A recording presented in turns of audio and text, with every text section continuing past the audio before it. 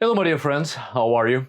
I'm Ari Theriger, and today I would like to take on a general and brief view concerning the afterlife realm of the dead in Old Norse myths called Hel, governed by a goddess of the same name, compared to the Christian Hel, focusing on some similarities but also inconsistencies between the two. A lot more inconsistencies, actually.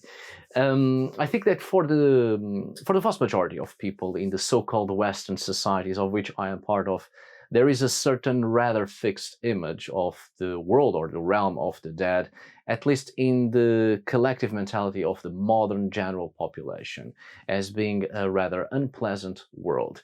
I'm not talking about the Christian general notion of heaven and hell, but the contemporary Western mentality in relation to a world or a realm of the dead from the pagan past, a poorly reflected perspective on the realm where the dead go to. Maybe a gloomy place full of the dead, something haunted, inhospitable, cold even. It will not be strange to have this image because it is precisely a very recurrent idea when talking about the world of the dead or the underworld or any other notion of an afterlife place specifically for the dead that belongs to a pagan mentality, because well, after Christianity there were many elaborations about the world of the dead of the pagans or the underworld of the pagans, but from a Christian perspective, and mostly a rather negative image of such places was built. But it is interesting that when one speaks of a concept of the world or the realm of the dead, for those who have never read any material about such a concept among the various pagan societies of the past, a rather depressing image always comes to mind. However, this does not happen when one speaks of paradise, although it is also a place for the dead. But the type of conceptions of it were different, and it is generally seen as a beautiful place because in it not only the dead live, but the divine as well, and only the souls of those who behaved properly in the world according to God will inhabit in there for eternity. So there is always a clear picture of paradise as something bright and beautiful and pleasant, and a darker picture of hell on fire, absolute chaos and people having a rather awful time, much like in Paris, and darker still and more putrid of the world or the realm of the dead, of the pagans, through the lens of the Western Christian mentality. I also think it is interesting to take into account that when talking about life after death, normally the beyond, the afterlife, is divided into two spaces or two worlds. The world of the dead at a celestial level, like heaven, and at a chthonic or subterranean level, like hell. This is also one of the reasons that led many anthropologists of the past to be unable to understand the afterlife concept of animist societies, because generally for societies whose religions and belief systems are not focused on the religious and moral aim of Abrahamic beliefs, the reality of the afterlife, the reality of the spirit that ceases to live in a physical body, is multiple and diverse, with several, let's say, layers. Thus, anthropologists often spoke of celestial and chthonic realities for the afterlife of many animistic societies, bringing Christian conceptions as a basis for comparison. Even though we find some strong dualisms in animistic societies as well, indeed we do, in such societies the afterlife is not that simple and is actually as complex as the world of the living and the various realities of each culture, even at an individual level. In turn, in addition to this geographical division between above and below, such a division also denotes a moral separation between the good souls who ascend to the heavenly worlds and the bad souls who descend to the subterranean worlds.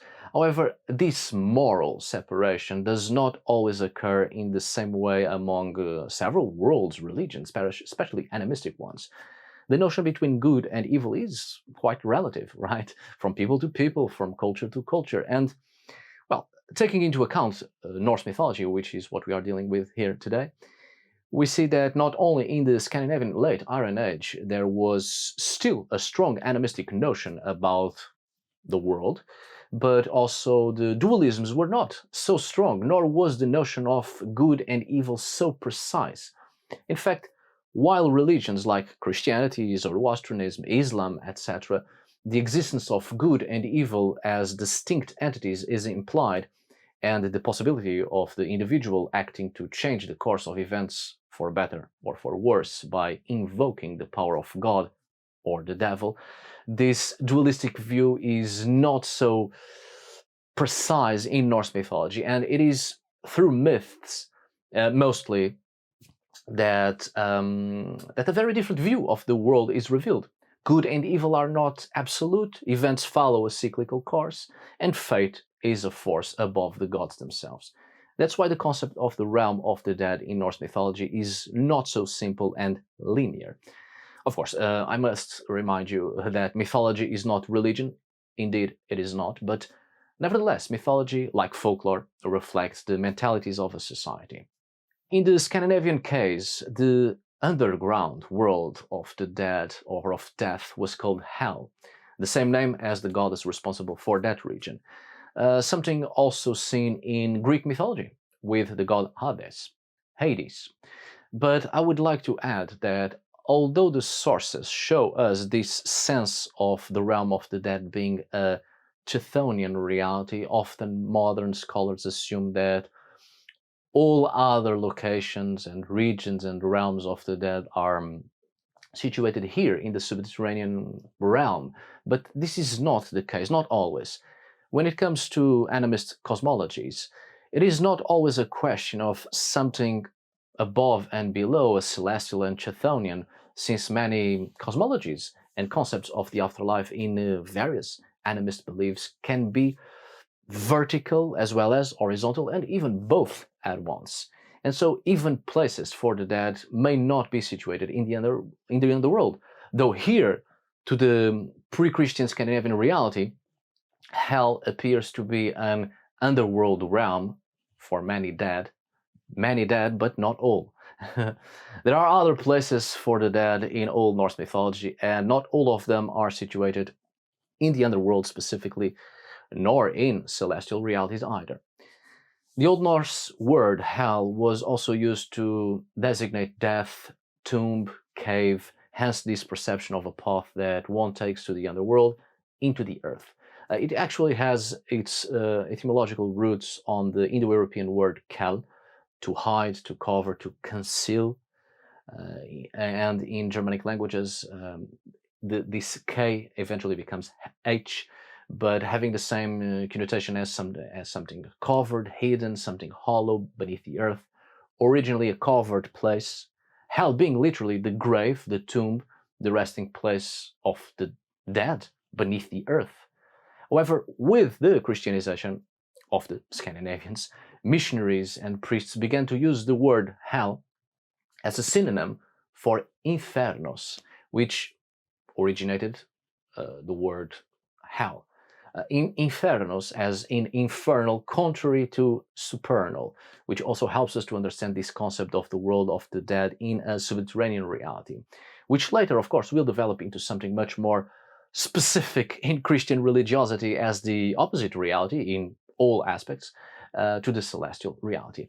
But the Old Norse Hel was originally a realm for most of the dead that was situated beneath the earth. However, there are several inconsistencies between the descriptions of the Old Norse Hel and the Christian Hel, as seen in the Abrahamic religions, specifically in Christianity and Islam, in which Hell is described as the underground world of death where all those who broke with the teachings of God will go to suffer. That is, sinners who do not seek forgiveness, therefore they burn in the fires of hell. Extremely hot and upside down. I would say it's basically Australia. However, when we look at descriptions of hell contained in poems in the Poetic Edda and descriptions in the Prose Edda. The Prose Edda, the main source of details about the goddess Hel and her realm, it is described in a very different manner. To begin with, the descriptions are quite succinct, briefly spoken of, but with interesting details, and most of the time Hel is described as being located underground. And in other cases, there is no mention of its location whatsoever, aside from being situated in the north, of course, in some sources or some accounts, which we get the perception that several realms of the dead within pre-Christian Scandinavian myths and even folklore, much later folklore, even until the 19th century actually, are located due north. In Voluspa, stanzas 31 to 39 mentions Niflheim and Hel, where there is talk of a mysterious place called Nostrand, coast of the dead or corpse shore, which would be located in the extreme north. In stanzas 43 and 44, mention is made of the kingdom of Hel, which has a copper rooster and a dog named Garm. The poem Baldur's Dromr, in which it is narrated Odin's visit to Hel, where the god sought to interrogate another soothsayer about the future of his son Baldur. We also have sources like Grimnismal, in which stanza 31 tells us of the three roots of the world tree Yggdrasil, and Hel, the goddess, and possibly also her realm, lives under one of such roots. Vaftrunismal as well, Ofnismal, Lokasena, and the Skrinismal, all of which make succinct mentions of Hel. In the Skaldic poem Sona Thorek, attributed to Egil Skallagrimson, right, about his dead sons, in stanza 25, the author says that he only had to wait for the time to go to Hel, and so on and so forth.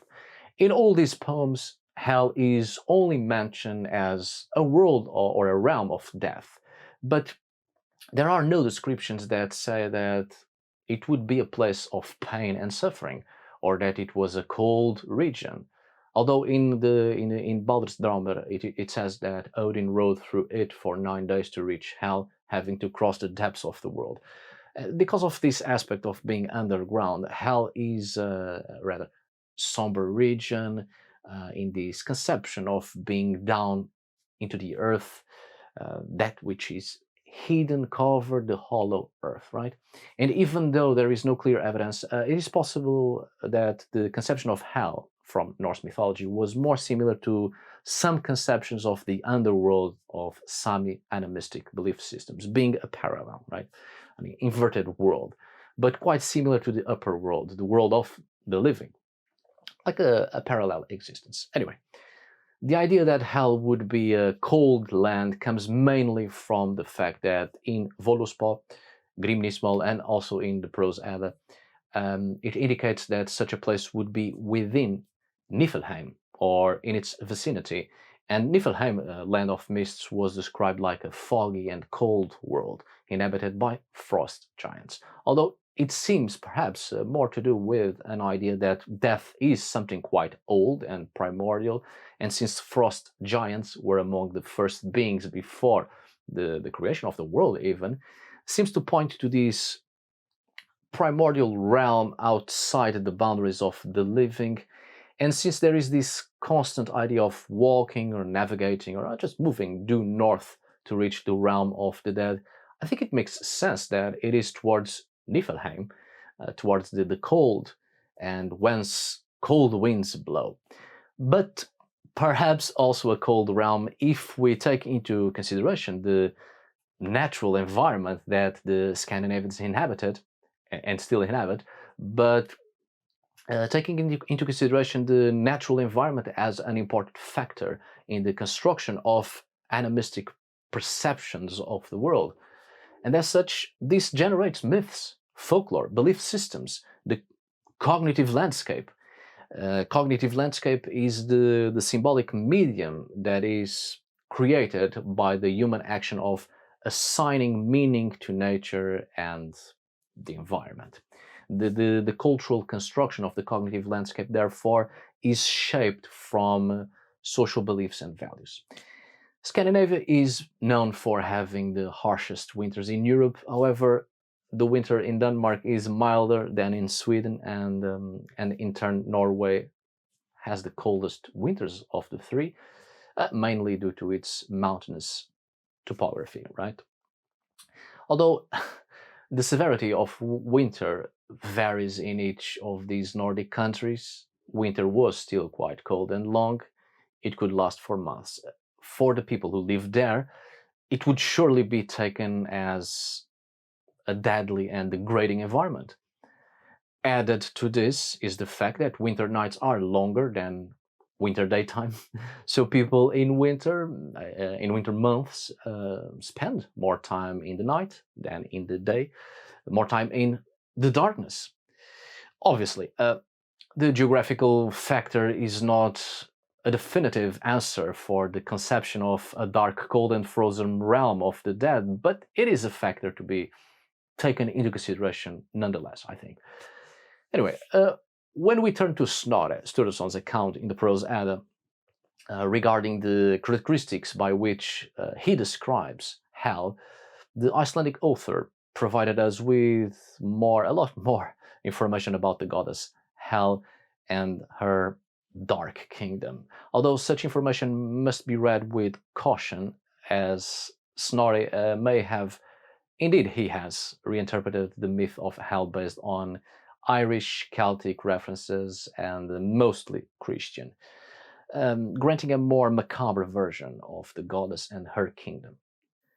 According to Snorri, the whole of the goddess of the underworld is called Helhydnir, the one dampened by rain or wet or damp, or maybe a characterization of anguish, right?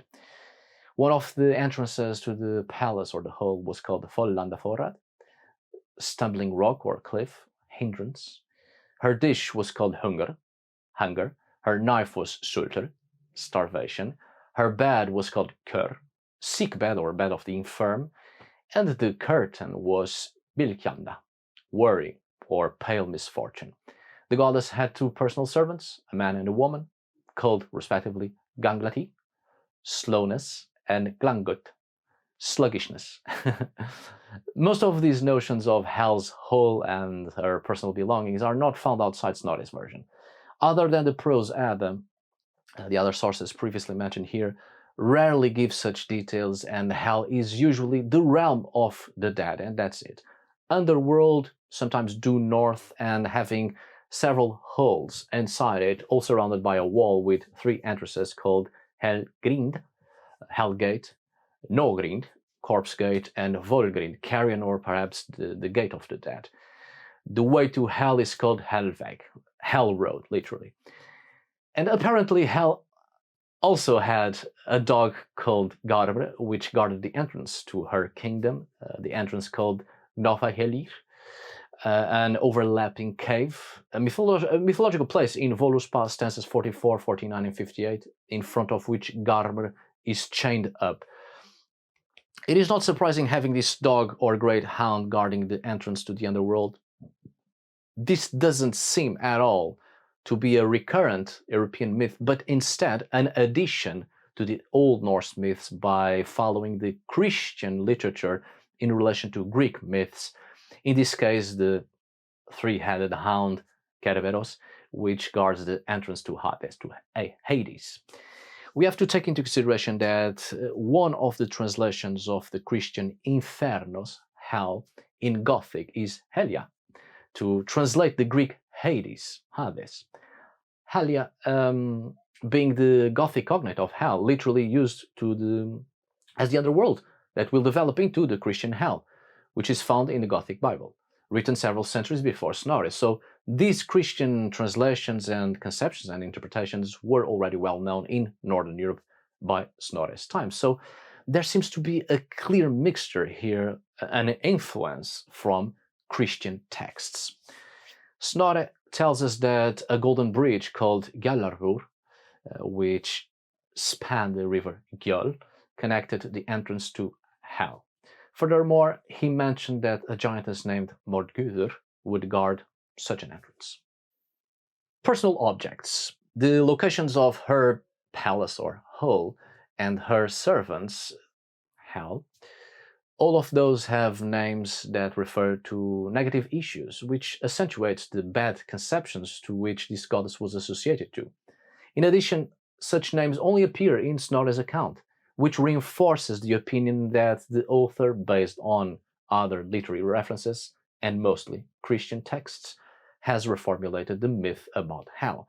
But I think it is necessary to clarify that, although Snorri was influenced by several sources, the poet did not invent Hel, but elaborated much more about Hel, based on a mostly Christian literature.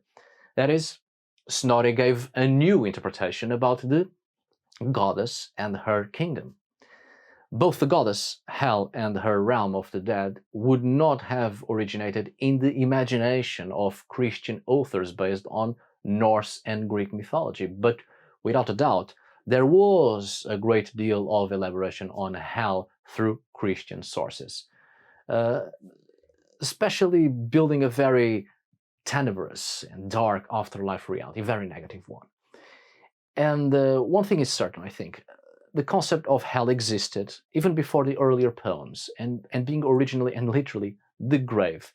Its personification being developed much later, only the gods know when, although in pre-Christian Nordic religious conceptions and belief systems, death is mainly seen as feminine, indeed, but that does not mean that the realm of the dead originally had a goddess to govern the underworld, at least in the Nordic panorama, but the underworld was literally the grave, having a later personification and clearly later still in religious thought and according to Christian morals, the very personification of the underworld, being a goddess, a feminine entity, will suffer from greater negativity at the hands of Snorri, denigrated, even vilified, in an attempt to diminish and repress the feminine, which is something we see happening progressively in medieval Icelandic literature, especially 10th century onwards with the formulation of the religious text Canon Episcopi, with new ideas about witchcraft, witches, and the goddess Diana, all subjects I have covered on previous videos. But it is important to remember that this had a tremendous impact on the religious and or the moralistic perceptions of the feminine, and so we see a constant denigration of the feminine henceforth throughout the European Middle Ages, mostly 10th century onwards. And Snorri was a learned man, a Christian as well, and he was very much aware of biblical texts and the church's reformations, especially Catholicism. Therefore, pre-Christian Hel would not be Hel, Infernus. It would not be something negative, since at no point in the poems it is ever said that Hel was a place of punishment, since the very idea of sin did not exist in pre-Christian Scandinavian religiosity. Iron Age Scandinavians also lacked an official, concrete religion per se, or with dogma, being in great majority a set of belief systems more centered on the pragmatism of ritualistic performance. Of course, we must be careful here, just because in pre-Christian Scandinavia there was no fixed religion nor religious canons, and things were much more, let's say, personalized. That doesn't mean that the Nordic cultures and societies of the Iron Age were amoral and without laws. On the contrary, there were, of course, obviously notions of morality, rules, and laws. And there it is, in my opinion, a sort of side note, it is this separation that is necessary, and it makes me sad, actually, to see many times neo-pagans nowadays saying that they can do what they want and without regard for anything or anyone because they are pagans. Real life is not like that, obviously. Some people need religion to determine their morals and values they stand for, and others do not. If people can't understand the right and wrong, they lack empathy and common sense, and religion won't help them. This is something I appreciate when dealing with the belief systems of various pre-Christian peoples, not just European. It is this sense that they are not guided nor forced to have a good conduct for religious reasons, but rather because before any spirituality and or belief, there is already a certain sense of what is good and what is bad. As we are dealing here with Scandinavia and mostly the late Iron Age, the so-called Viking Age, the culture of these past people was different from the Christian culture, not wanting to say that it was better or worse, but different in many ways. Some better and others worse. Hence, for the already Christianized peoples, the Vikings seem to be just cruel barbarians who lived without laws and respect for others. It is true that Christianity wasn't all bad in every aspect, and in fact, the sense of helping others was instilled and augmented by Christians, despite the fact, of course, that people in power, mostly kings and Christian European nobility, took advantage of religion to cause countless atrocities indeed. So, since pre-Christian Norsemen had notions of law, morals, and in turn there was no concept of sin, therefore to suggest that hell, the Nordic hell, would be a place of or to punish sinners does not make much sense, especially when dealing with more recent sources of the Middle Ages. And as for the example of the concept of Nostrand, which later came to be seen as a place of punishment and suffering, which doesn't make sense either, until, of course, it becomes a concept reshaped by Christian moral and religious thinking. And another problem we usually run into when some say, even scholars, academics, say that hell was a place similar to the Christian hell, is the fact that it is not known what exactly would be the reasons why the dead would go there. The only conditions properly known are found in Snorri's work, in which he says that the old and the sick at death would go to hell. But these are biological and not religious conditions, as seen in Christianity and Islam. And neither are these social conditions and dealing with virtues, as seen in the case of Valhalla, where only the strong, valiant, and glorious warriors would follow, which in fact Valhalla would be exclusively to the warrior nobility, the Scandinavian warrior nobility, and it is not properly implied that it would be in a hole located in the underworld, mind you. So, even the reasons why people upon dying would go to hell and no other place for the dead doesn't seem to match anything related to the Abrahamic place of punishment. Furthermore, beyond these poorly explained factors, Snorri does not say specifically that in hell the dead would be punished for their actions, but suggests instead that that afterlife, hell, in there would not have the same glory as in Valhalla. Perhaps it is a question that old age and illness is probably an invention of Snorri as a way of providing an answer to the question of what would be the reason for going to the Nordic or the Old Norse Hel, as well as being part of the author's reworking to create a duality that supported his vision of Valhalla as a paradise. And so, to conclude, Snorri points out that hell would not be a place of punishment, but Niflhel and the whole of Nostrand would be the places where people would be punished for their actions. The terrible hole of Nostrand, in which poison drips from the ceiling, is mentioned in stanzas 38 and 39 of the Voluspa, but there are no indications whether such a place would have stood actually in hell. In turn, the word Niflhel appears in the poems Vafthrudnismal and in the Baldr's Dramar poem, but as a synonym for hell and not someplace elsewhere. But these are questions I have dealt with in other videos. But the more the Nordic societies advanced into the late Iron Age and progressively into the Middle Ages, the more these sources become inconsistent and full of contradictions, with a clear surge of several new morals and religious conduct influencing Nordic people's perception of the world. I think that at least some of the conclusions that can be reached is that still little is known about hell as the realm of death and what was its use? Who went there and why? What is or what was its true function and practice in pre-Christian Nordic belief systems, if there ever was one?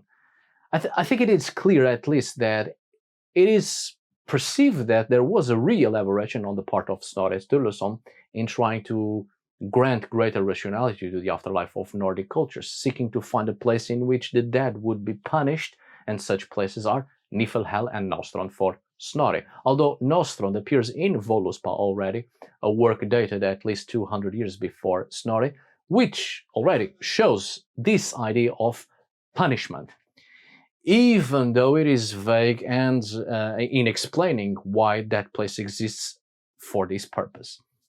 In fact, the poem Voluspa, unfortunately, already has quite a lot of Christian influences. We can read it and understand it, which is not strange, actually, given the fact that at that time it would most likely have been written by an Icelander in a church-related position. Well, Nostrand and Hel, although they resemble the Christian Hell in some points, as places of suffering at least, even so they have quite different purposes in terms of the pagan mentality that can still be noticed in some points. Well, I can only hope this video was useful to you. Thank you so much for watching, see you on the next video, and as always, tack för idag. Thanks for today. Obrigado por hoje. Until we meet again, my dear friends.